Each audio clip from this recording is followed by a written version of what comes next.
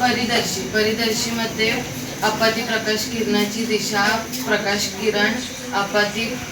प्रकाश किरण परिदर्शीमधून बाहेर पडल्यावर तीच राहावी व त्यायोगे त्या वस्तूची स्थानाचे नीट आकलन व्हावे यासाठी परिदर्शीमध्ये दोन आरसे समांतर एकमेकास असतात. परिदर्शीचा उपयोग पाणबुडीमध्ये पाण्याच्या पृष्ठभागाखाली राहून बाहेरच्या वस्तूची टेहळणी करण्यासाठी परिदर्शीचा उपयोग केला जातो.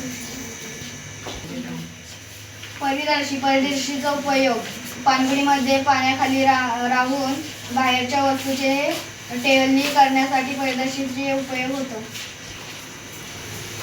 पाणबुडीमध्ये पाण्याच्या पृष्ठभागाखाली बाहेरच्या वस्तूंची टेहळणी करण्यासाठी परिदर्शीचा उपयोग होतो.